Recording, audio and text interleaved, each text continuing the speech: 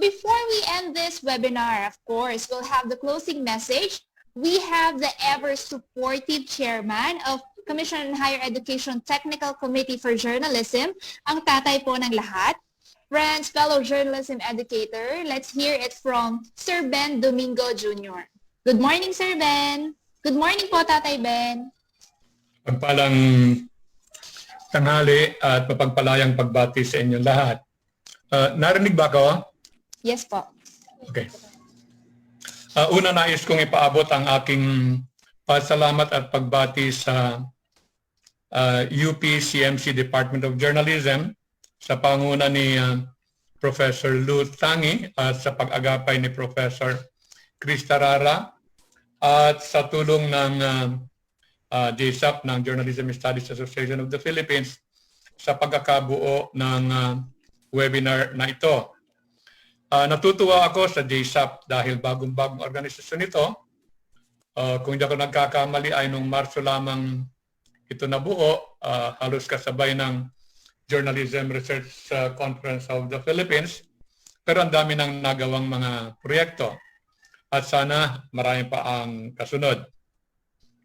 Nais ko ring pasalamatan ang mga dumalo na nung una akala ko ay college journalism educators lamang, pero itong huli sa dami ng nagpabaha sa aking messenger na sinasabing andito raw sila, marami pala ang mga high school teachers nagtuturo ng MIL, Media Information Literacy sa senior high school, nagtuturo ng journalism sa DepEd SPJ, Special Project in Journalism, mga school implementors, mga campus paper advisors, at may mga ilang campus writers na nakikinig ngayon na kung hindi man sila napasok sa Zoom ay sa Facebook live stream sila nakikinig.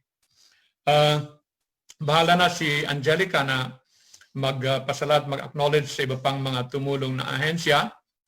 Pero bago makalimutan, siyempre, University of Santo Tomas, si Professor Felipe Salvosa, ang PUP kay Ma'am Hemadi na malaki ang tulong nila para mabuo ito. Nasihan ako, natuwa ako sa lineup of speakers at saka sa kanilang mga tangka na tulungan tayo makapag-adjust sa hamon ng new normal sa larangan ng journalism education. Siyang-siya ako kahapon sa lecture ni Robbie Alampay, lalong-lalo na nung binanggit niya na kailangan magkaroon ng adjustment sa konsepto ng front page, lalong-lalo na ngayon sa ating paglalayag patungo sa multimedia handling ng journalism, dulot ng paglayo natin sa face-to-face learning at eventually ay sa pag-akap natin sa bagong teknolohiya. Natuwa din ako nung binanggit niya na sa multimedia reporting ay medyo lalayo tayo doon sa tradisyonal na lead na ating nakasanayan, lalong-lalo na sa paper-based journalism, na sa halip na lead ay newsbook para mahuli natin kaagad ang ating mga tagapanood o taga-mambabasa. Marami rin siyang binanggit tungkol doon sa mga mahalang adjustment na kung titingnan, isa itong paradigm modification, kundi man paradigm shift doon sa nakasanayan natin na paraan ng pag-uulat ng balita. Pero binigyan din niya na kahit anong shift natin sa paraan ng pag-uulat at sa plataforma, kailangang pangatawanan natin at ipagtanggol yung tunay na paraan ng journalism. Maganda din yung tuwan-tuwa ako sa presentation ni Cara David, dahil pinaghalo niya yung kanyang mayamang karanasan bilang TV reporter at yung mga karanasan niya bilang UP professor sa journalism upang maglatag ng mga paraan para makapagturo ng broadcast journalism sa isang panahon na hanggat maari ay hindi kinakailangang lumapit ng personal ang mga estudyante sa bawat isa at sa kanilang mga kino-cover at pati doon sa lang kasama sa trabaho. Maganda yung mga binanggit niya na sa panahong ito, lalong-lalo na sa teknolohiya, ay kailangang i-recognize natin itong mga screen agers. Yung mga kabataan na ang mga teachers dapat ngayon ay dapat bukas ang isipan na pati sila ay kailangan ding lawakan ang pangunawa na ang pagkakatuto at ang pagtuturo at pagkakatuto ay hindi one way, kundi pati ang mga guro ay matututo mula sa kanilang mga estudyante na mas advanced ang kaalaman at kakayahan sa teknolohiya. Maganda rin yung pagkakatukoy ni Cara, na si anak ko, dun sa science behind paying attention. Dahil sa pagtuturo natin, lalong-lalo na sa online, ay kailangang makita natin ang katotohanan ng maikli yung panahong pwede nating mahawakan yung atensyon ng ating mga estudyante. At bumanggit din siya ng mga teaching strategies para mas maging makabuluhan at mabisa ang gawain ng pagtuturo.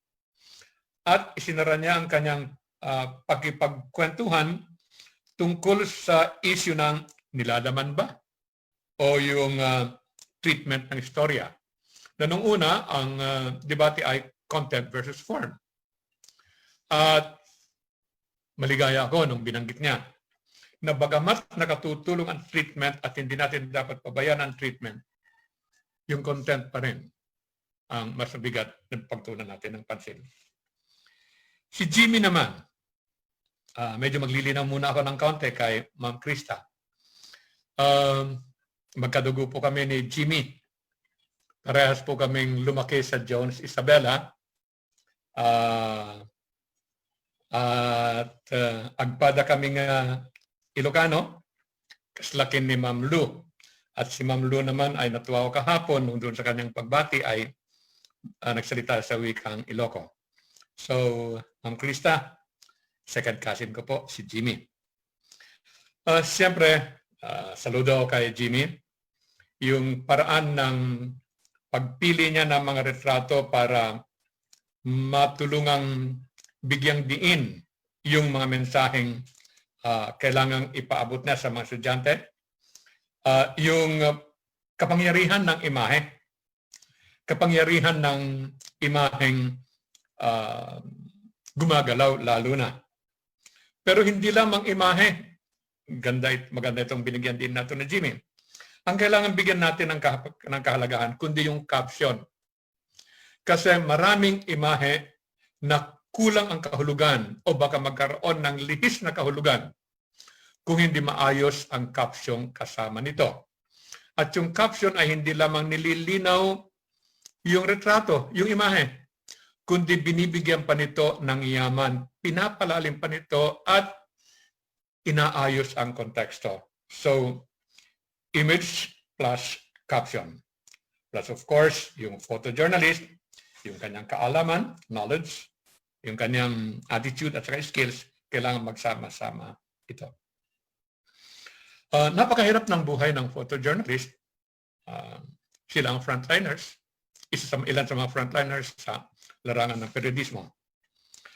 Pero ang siyang-siya ako sa bahagi ng paglalahad ni Jimmy ay yung napaka-practical na mga examples niya kung ano ang maaaring retratohan, kung ano ang maaaring hulihin ang imahe ng mga estudyanteng hindi niya kaharap sa classroom, andun lamang sa bakuran, andun lamang sa bahay, kasama niya ang kanyang mga kapatid, mga kapamilya, o sarili niya, na kung mahusay na mag-isip ang bata, mula dun sa kanyang limitadong ginagalawan, ay maaari siyang makakuha ng mga retratong magagamit na pang-aral sa mga kursong photojournalism. Mula sa kanilang bahay, matatanaw niya ang nagaganap sa karsada. Mula sa kanilang bakuran, makikita niya yung mga andun sa kapaligiran. Kung sakaling, katulad kung nasa probinsya, baka yung likod bahay, andun yung taniman ng palay. Andun yung mga manggagawa na gumagawa ng paraan upang sa kabila ng taghirap na panahon ng pandemic, ay pinipilit lang magkaroon ng buhay. So there can be a lot of possible photo subjects that can be taken, even if students do not go out of their houses and of their yards. And this is the challenge of photojournalism and of teaching photojournalism by remote means.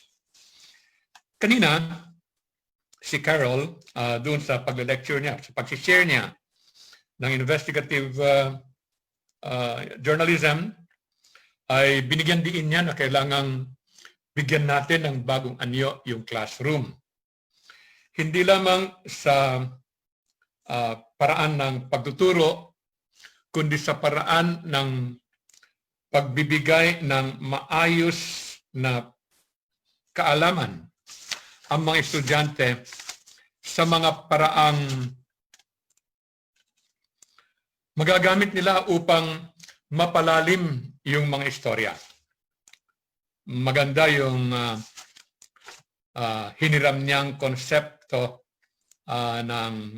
yung 5-step, ginamit niyang konsepto yung 5-step method, kung paano ito ituturo, yung halaga ng peer-based at saka social discourse, at yung mahalagang online resources upang kahit na malayuan, kahit hindi nakalalabas, ay napapalalim ng mga estudyante yung kanilang mga ulat investigasyon. Pero ang tuwan-tuwa ako ay dun sa open forum. Ang daming magandang mga tanungan, pero sabi nga ni Angelica, ay marami dito ay hindi nasagot at hindi na lamang sa mga question doon sa chat box at sa comment section ng Facebook. At patuloy kayong magtanong para kung sakasakali at makaipon ng magandang katanungan, ibibigay din namin kina Carol at sa iba pang mga resource speakers upang patuloy ang pagkakatuto natin sa hamagitan ng gawaing ito. Doon naman sa mga pagtuturo, kay Jairo ng GMA Stand for Truth at saka ng PUP, maganda din, natuwa ako doon sa pagkakahiram niya nung Reuters approaches to comprehensive news gathering at sa pagkakabigay diin sa social media at saka citizen and collaborative work. At ang ikinasisi ako pa ay katulad kahapon, bumabalik sila dun sa dulo na bagamat may mga pagbabago, hindi tayo nakakalimot sa mga basic. Ano yung basic? Huwag natin kalimutan yung 5 Ws and 1 H. Gusto ko sanang dagdagan ito. Nasa pagtuturo ko, 6 Ws at saka 2 Hs, pero saka na yun. Binanggit din niya na hanapin natin palagi yung news value at yung fact check. At dahil ito ay journalism, huwag nating isa-isang tabi ang katotohanan, ang journalismo ay ang disiplina ng fact checking. Kay Professor Salvosa, saludo ako doon sa pagkakapakita mo kung paano magturo online. Natuwa ako doon sa app na ginamit niya na andun sa kaliwang bahagi ng screen yung kanyang PowerPoint presentation na maayos, simple, madaling maintindihan ng pagkalahad at sa gawing kanan ay ang kanyang muka na nagsasalita. Kaya kita yung ugnay ng presentation at saka na nagsasalita ng teacher. Kaya makikita na andun pa rin yung connection ng teacher sa mga estudyante. At yung pagkakaturo niya ng lead, basic na basic pero Tibo. Sir Ike, salamat. Nag-enjoy ako. Yung kahuli-hulihan ay si Sir January Manuel ay tumutok naman sa isang bahagi ng journalism at ito ay feature writing na ang kanyang binigyan ng focus ay campus journalism. Doon sa mga tanong sa akin kanina, sabi, angkop daw to sa elementary at sa high school, lalong-lalo na kung pang-contest. Dahil mayat-maya ay binabanggit niya yung mga salitang winnable at judging. Kaya kung ito ay nakatuon sa mga dumalo na ang konsepto nila ay magpatuloy yung pakikilahok nila sa press con system, ay angkop yung lecture ni Sir Manuel. Mga kapwa nagtuturo ng journalism, muli, nais kong pasalamatan at batiin ang JSAP at ang UP College of Mass Communication Department of Journalism sa naganap na 2 araw na webinar. Pero katulad ng sinabi ko sa simula, sana ay hindi ito ang kahuli-hulihan. Naglalaro sa isipan ko ang ilan na maaring gawin pa na nung binanggit ko to kay Ma'am Lou several days ago, ang sabi niya, maganda yung ideya, ang problema ay pondo. Sana ay ma-appreciate ng chat ito at yung iba dito ay mabigyan ng pondo. So ano-ano yung mga webinars na naglalaro sa isipan ko na maaring pagtulungan muli ng JSAP at saka ng UPCMC Department of Journalism. Una, malapit na ang simula ng klase. Kami sa CHED Technical Committee ay may binuo kaming proposed interim guidelines kung paano i-handle ang pagtuturo ng journalism sa simula ng school year, sa buong school year, na hanggat maaari ay minimize ang physical contact.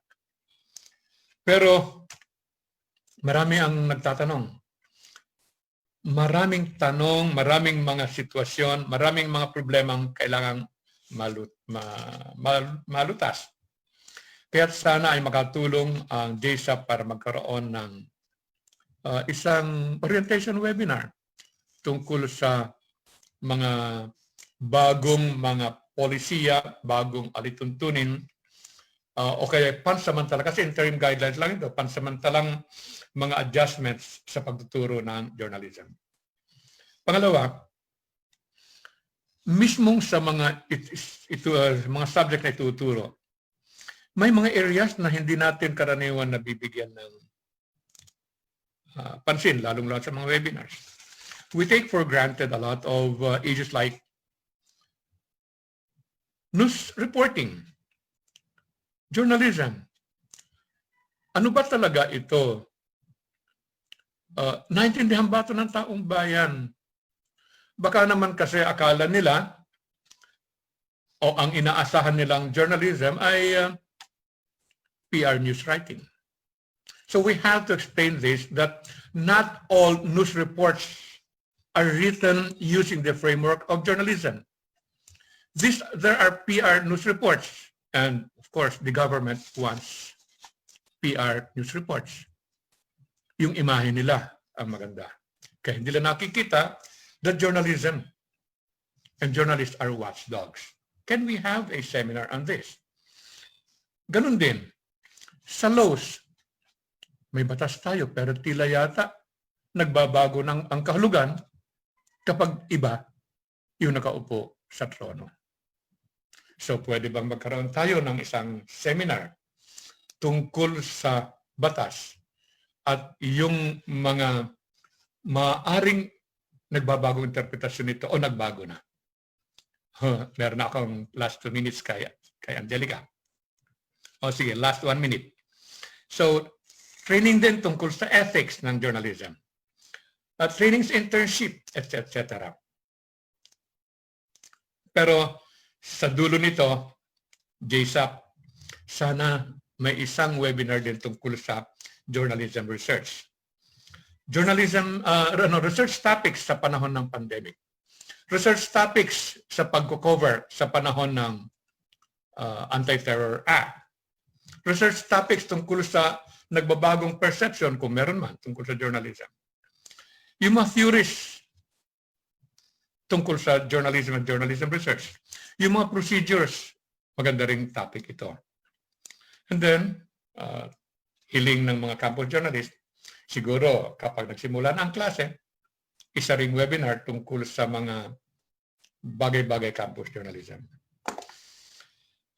Kapag ako ay nagsalita, ay mahirap tumigil. Pero siguro naipakita ko na ang kasiyahan ng CHED Technical Committee for Journalism sa naganap na training na ito.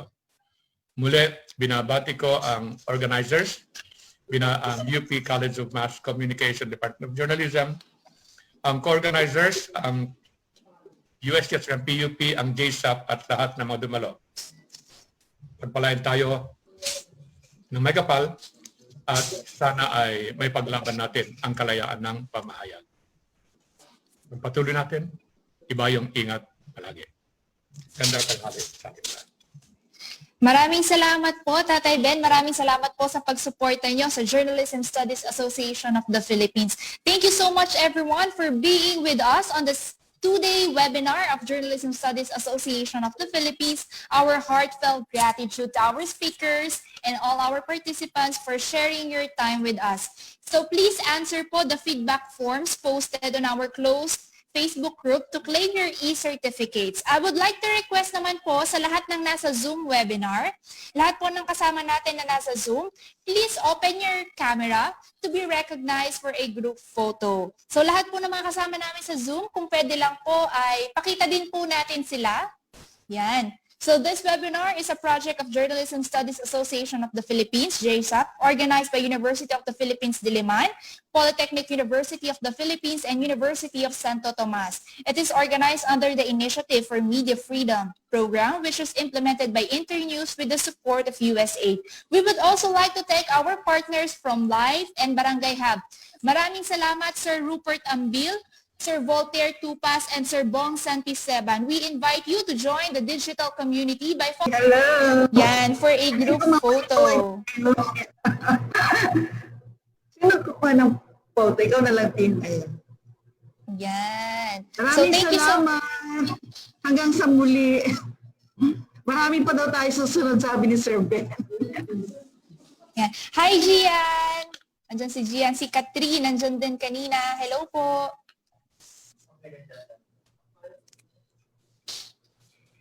And thank you so much po. Andyan na din sila Ma'am Hemadi.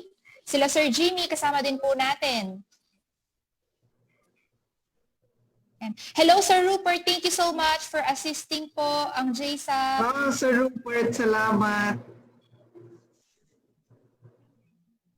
Hi Charlie, thank you. Andyan din po si Charlie. Magkano? Si Catherine. Galing. Thank you so much po, everyone. Late na.